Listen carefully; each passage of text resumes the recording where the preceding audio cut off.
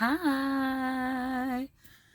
Oh man. So what a day, guys. It's Friday and things are shifting like crazy. And I mean, I'm not trying to understand it because, whenever you try to really understand anything, it's when it gets muddled up.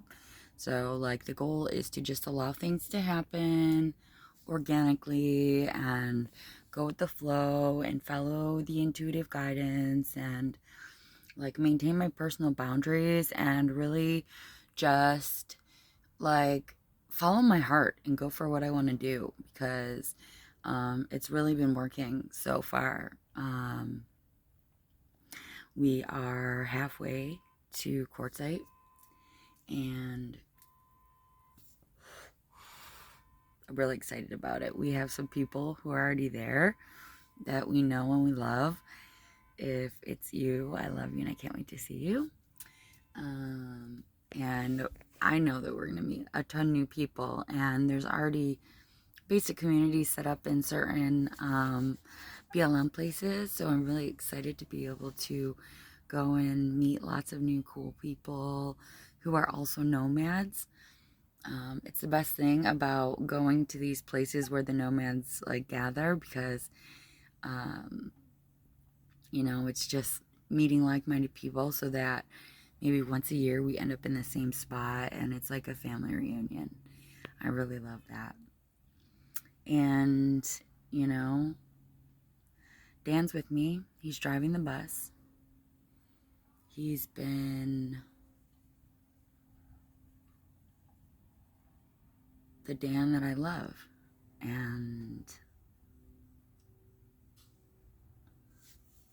I can say that it's confusing, but it's also beautiful because some of the things I love most about him are the things that just his normal friends get to see, and while we were arguing and in separation, it was just something that I didn't get to have.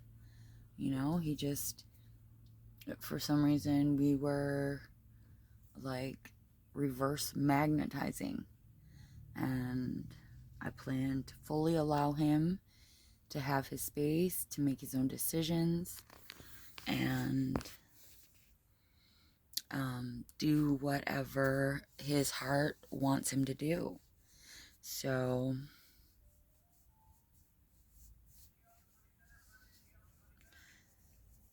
not having a real plan is important because it kind of makes things messy, you know? And that's when you start to have expectations and make assumptions and get into this fantasy of what you think things should be.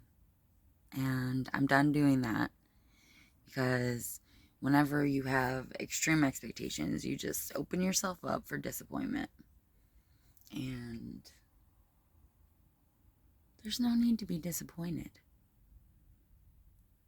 because even if one opportunity doesn't work out, another one is always going to present itself.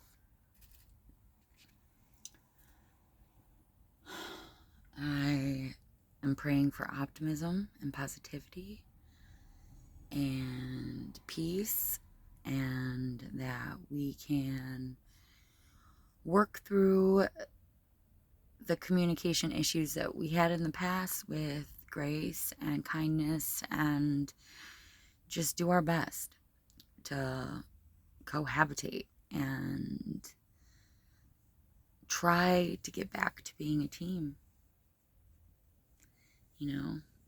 That's what life is about. We're all on the same team. We're all here for the same reason, to spread love. But I'm happy he's back in my reality, honestly. There was a time where I thought that I couldn't ever see moving past the fact that he left. And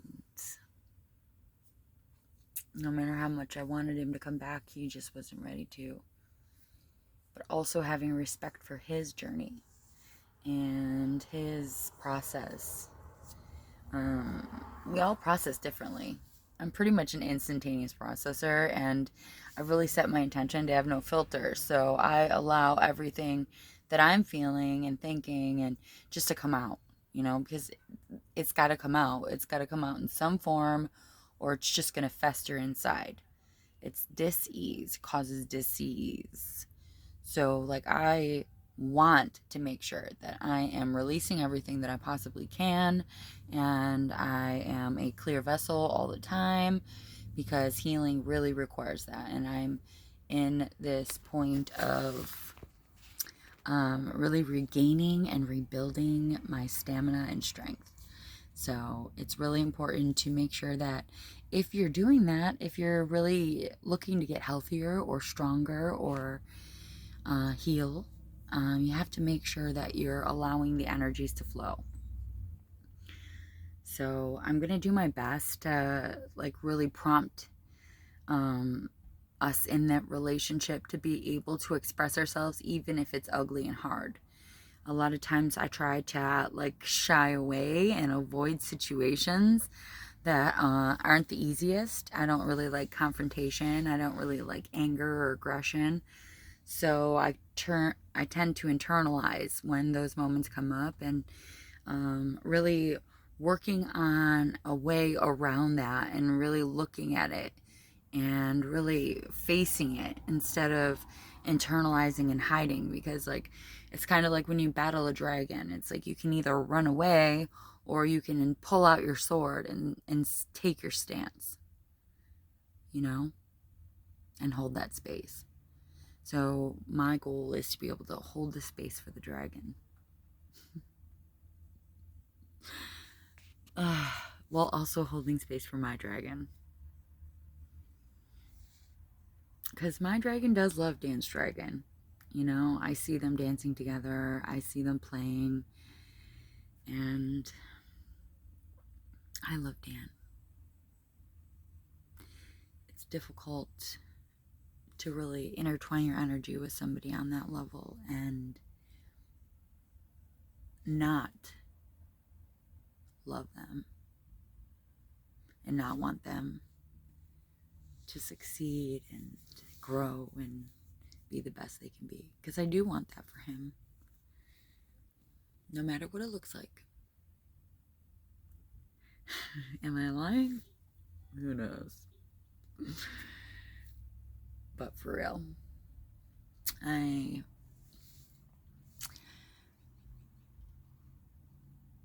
was looking at kind of the situation, and it's like when you're in love with somebody in the physical, and it's like you're dying when you break up. It's like over. Like, my life is over. We were supposed to spend eternity together. And it's kind of silly to even think that any person, any energy that you experience in any lifetime is forever. And holding on to it is not fair. Being attached to it and needing it is not healthy. It's like, even if Dan and I have these huge soul contracts and we chose to be together this entire lifetime, till death do us part, and we both were unattached to it and just did it by pure free will and just pure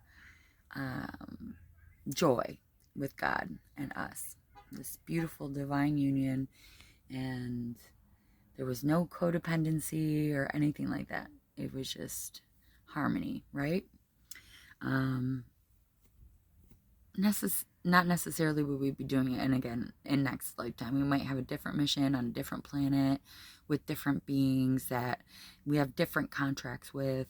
So really, it's kind of like looking at it as like, okay, I know that I have a contract with Dan. I don't know how long the contract is.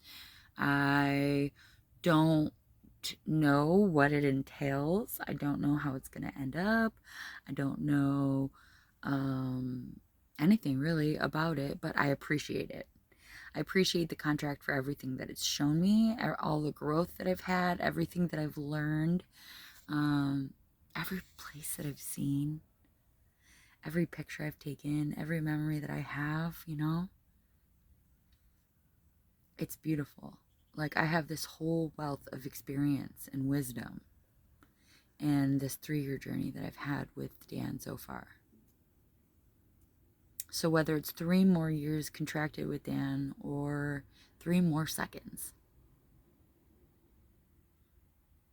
like, it's okay, because that's how it was meant to be. And sure, it's easy to get caught up in the emotion of loss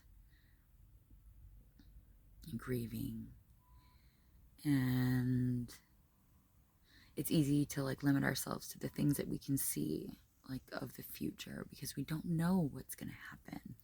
We don't know what else is coming for us, who else is coming for us, what other places we'll see, where we'll go, who we'll meet. So instead of being sad of what you're losing, accept it. Be okay with it, move on, and be excited for what is to come.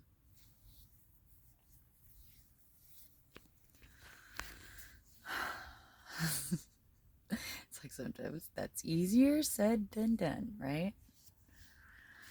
But good sign. Dan went into the store, got us drinks, and got me this really lovely watermelon water drink, and it's so good. And the fridge, I haven't been able to put out the portable solar panel, and that's usually what I'm running my fridge on. And so I asked Dan if he can move it back here, and he doesn't think it's a good idea for him to lift it with his injuries. So he offered to go into the store. He had a solution immediately.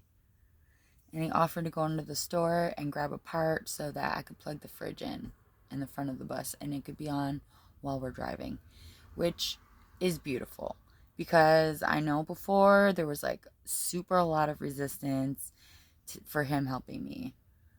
And I'm grateful that it seems to be fading. And I do pledge on my honor to like do as much as I can to make him feel appreciated. Because I do fucking appreciate it. I never would have thought of that. I was about to hang the solar panel out the window and charge up my battery bank so that I could run the fridge.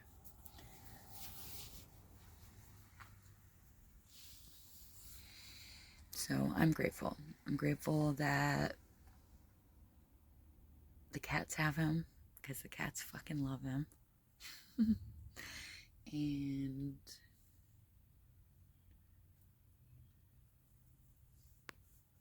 it feels good.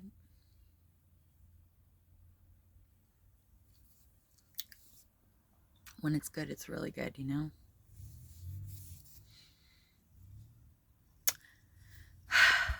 So, it's pretty much the energetic update going on here in the present moment of now.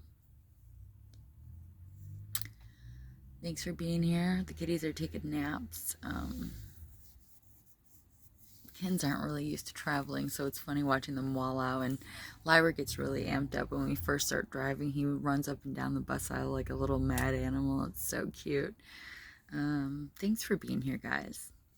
If you could comment and like and subscribe, I'd really appreciate it. I'd love to grow my channel to be big enough to go live. So it's quite a distance, but I'm excited to have almost 60 people subscribe to my channel. So the more that we can get action, and the more friends I can make, and more family and ties through the beautiful spiritual community, the better. Bus life, nomads, 5D, New Earth. Let's do it. We're in this together. I love you guys. And if anybody is interested in coming out to Quartzite to camp, let me know. I'd love to see you. And there's plenty of space. There's free spaces, cheap spaces, and space for everybody. Have a beautiful day, guys. Love you so much.